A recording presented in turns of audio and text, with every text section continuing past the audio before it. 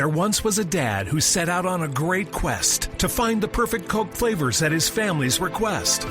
So he went into a local store and grabbed the Coke Cherry Vanilla, Coke Cherry, and more. At dinner, they sipped Coke flavors and rejoiced. For everyone made their own delicious choice. Coca-Cola flavors. Unbelievably delicious. With so many delicious Coca-Cola flavors and Coca-Cola Zero Sugar flavors options to choose from, you'll have to taste them all. As many virtual staff members you want to your company. They can make cold calls to generate leads, handle inbound calls, set appointments, customer support, live chat, and more. The best part is you have no expenses of computers or telecom minutes. No employee headaches. No contracts. No W-2s. Just a turnkey process for you at a fixed price that you can add as many virtual members to your team as you want. In today's economy, hire the professionals that know the virtual workspace. Call right now and learn how to add a virtual member to your team for just $5 an hour. Call Get Callers now. 800-765-2593. 800-765-2593. 800-765-2593. That's 800-765-2593. Are you struggling with addiction or alcohol problems? If you're depressed, drinking, and using drugs, you may need help. And the Affordable Care Act guarantees coverage of substance abuse. I knew I could get myself out of this. I just needed some hope and some help. I took the first step to recovery when I made the call. Call the Addiction Hope and Helpline now for a free assessment with someone who cares. Call 800-854-1055. 800-854-1055. I feel like I'm losing control. I'm afraid I'll lose my job or even my family. Call now for hope and help with proven, gentle recovery programs. I never thought that I could be somebody who didn't drink and use drugs. I'm in recovery, getting the help I need. Call the Addiction Hope and Helpline now for a free assessment with someone who cares. Call 800-854-1055. 800-854-1055. 800-854-1055.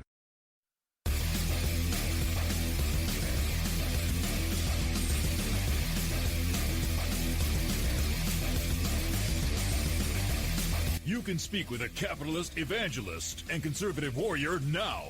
Call 833-WAR-TALK. 833-WAR-TALK. That's 833-927-8255. Now, back to Wayne Allen Root, raw and unfiltered. All right, Wayne Allen Root. The Root is on fire. We got a guest coming up. I'll tell you about him in just a second. I want to mention something first. So if you were with me in segment number 1 of this first hour, you heard me talk about, I went to Columbia University. We learned a plan called Cloward Piven. Barack Obama was my classmate at Columbia, class of 83. So I know he knew about Cloward Piven. And Cloward Piven said you overwhelm the system and you get everyone on welfare and you bankrupt the country and you bring all the businessmen and women to their knees, begging government to save them, and that's how you get socialism. And I just read you my latest commentary where I believe Obama is really the president, not Biden. He's the man behind the president. Biden's the front man, the puppet. Obama's in charge. It's his third term. The new president's the old president.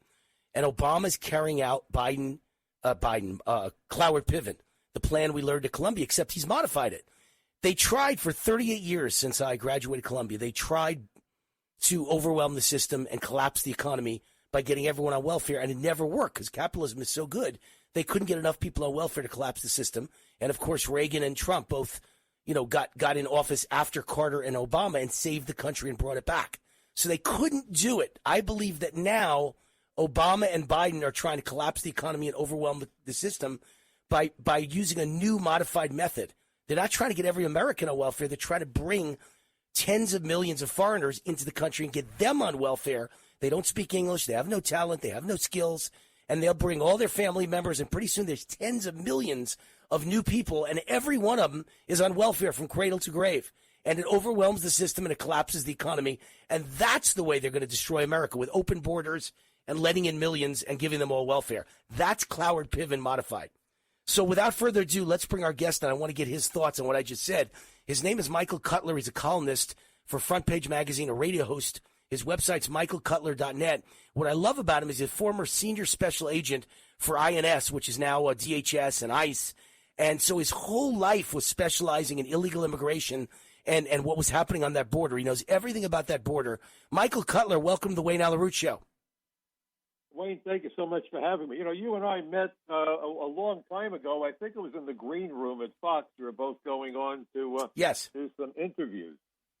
And Correct. It's great to join you. And you're right. And in fact, you know, I also spent half my 30 years working with the Drug Task Force. I was the first immigration agent assigned to the Unified Intelligence Division of DEA, and I've arrested and investigated terrorists. So immigration impacts everything. It's not this minor issue that the globalists would have you believe. Oh, it's about dishwashers and people mowing lawns. No, nothing could be further from the truth. I work with the Speakers Bureau in D.C. They do seminars for the military and the intelligence agencies. It's really a privilege to stand in front of a room filled with Air Force brass, which I've done numerous times.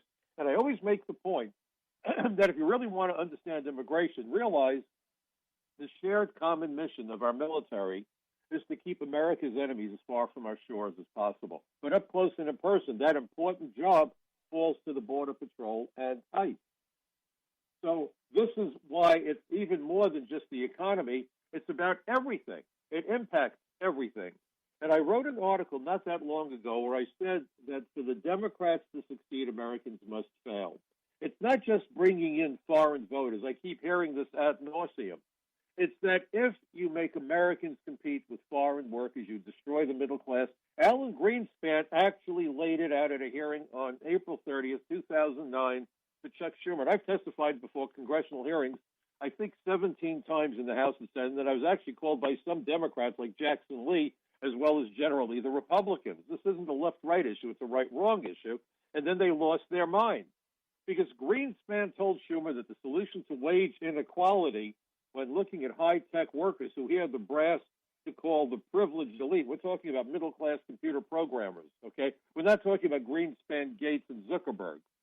And he said the solution is to make American high-tech workers compete with foreign workers, get rid of their wage premium, and then you greatly reduce inequality in wages between Americans with skills and those with lesser skills.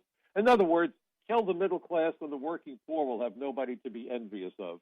And when I tried to get Bob Goodlatte, the Republican chairman of the House Judiciary Committee, to talk about it, we had a private meeting, he refused, and then I found out why.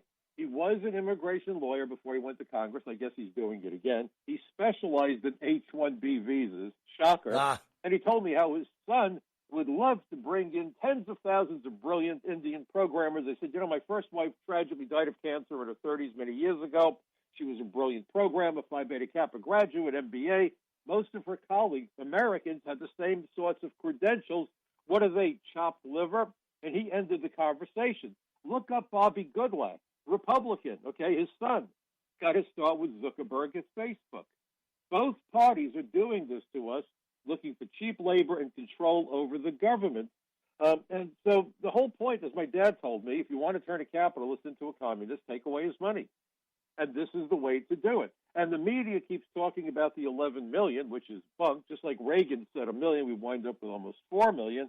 But that's only the tip of the proverbial iceberg, Wayne. How many do you think are actually in the country? How many do you believe are in the country, illegal aliens, right now? I would guess in excess of 30 million, at least. Right. That's what I've been saying. Is 24 million an absolute minimum? Because that's what Harvard said. And then in reality, I think probably 30 or more million. So, yes, we're in the same ballpark. People making false ballpark. claims. You have people sitting in jail. You know, I worked with Al D'Amato to create the aggravated felon reentry law that made reentry by criminals a 20-year felony. Until that time, it was a 2-year crime with no distinction about criminal history. Once the law changed under President Trump, that violation of law became the most frequently prosecuted felony. You could put a case together in an afternoon. You get the executed warrant of deportation, you get the guy's fingerprints, you do a comparison, you query the database that he was never granted authorization to return to the United States legally, and those are the elements of the crime. So in an afternoon, you could put together a case that puts a bad guy on average away for 5 years. It's a slam dunk, and what's your defense? They might say they're not all here, but they certainly are here physically, okay? So the point is the immigration laws aren't about race. That's another big lie. And what do they lie about? Oh, this is racist and xenophobic, and the border wall is supposed to keep out Mexicans. First of all, the border wall, believe it or not, this is going to shock everybody. is not designed to keep a single person out of the United States. I'm not getting it wrong. If the goal was to keep people out, they would have closed off the ports of entry. The border wall does not block the port of entry, okay? So all it does is funnel all traffic through the ports of entry. So I have two comparisons to the border wall: the velvet rope at the bank that guides the customers to the next available teller, or the cattle runs they use at the airport to guide the travelers to the next available TSA agent, which leads us to another analogy. Let me ask you, Wayne, would you be willing to get on an airplane if you saw a bunch of your fellow travelers on your airplane sneaking past the TSA? No, never. Okay, then why are we being forced to live among millions who have no inherent right to be here, who snuck past the very same sort of a vetting process we conducted ports of entry? How's that for an analogy? Yeah, it's a great one, and I have one that's pretty damn good, too, because for years, look, I've been successful in life, and I bought a beautiful home in a guard-gated country club in Henderson, Nevada, which is a suburb of Las Vegas, a beautiful suburb. It's called Anthem Country Club, and all the homes are built around a gorgeous world-class golf course. Guess who my neighbor was until I moved a couple of years ago? Guess who my neighbor was? Harry Reid. So here's a guy that wants open borders and let everybody in. But in order to get into his guard-gated country club, you have to get by a guard. The guard has a gun. You have to show there's a sign at the front gate, and it says, and I quote, Michael Cutler, you can't get in, you will not be allowed in without government-issued photo ID. And lined up outside the gate every single morning are literally dozens and dozens of gardener trucks and maids in their cars and nannies in their cars, and they're all dark-skinned, and they all look Mexican or Central American or Hispanic of some kind, for the most part, because this is the desert Southwest. And so they're all, Hispanic, and they're all illegal for the most part, I'm guessing, and they've all got government-issued photo ID. That's how they get in every morning. So how come when it comes time to vote, they say it's impossible for poor Democrats to get government-issued photo ID? It's voter suppression to demand it when we all know they've got it, or they couldn't work as gardeners, nannies, and maids at fancy country clubs like Anthem Country Club. Well, I agree with you. Look, it's always the allegation.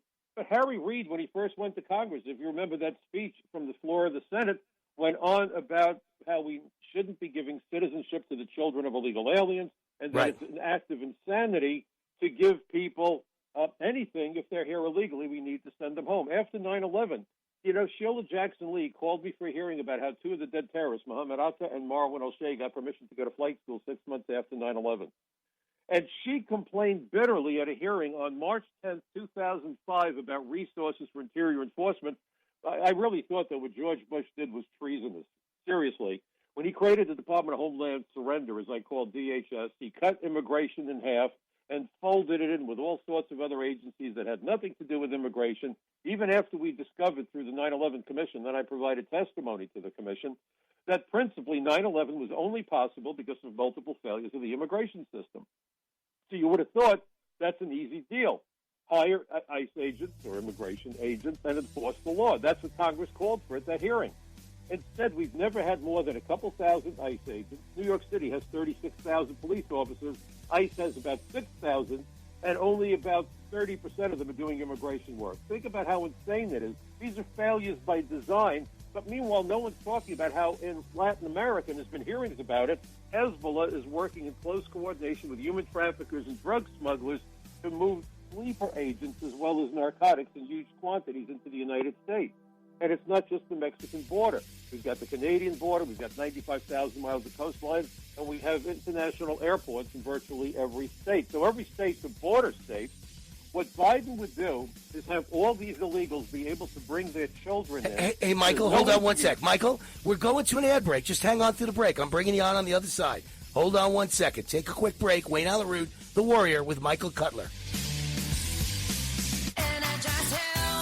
Awesome and amazing day. Hey, friends, it's John and Chelsea Jubilee here, and we are so excited. It is the month of February. That's right. It's all about the love. And what is love if you die young and turn somebody into a widow? That's not real love. Hey, I want you to love yourself. Love yourself. Make this your month to get healthy at the cellular level. Get back your mojo, your power, your strength, your energy, your vitality, and be super healthy. And oh, did I mention? Burn that fat. Men, You can lose 30 pounds of fat every 4 weeks. Ladies, 20 pounds of fat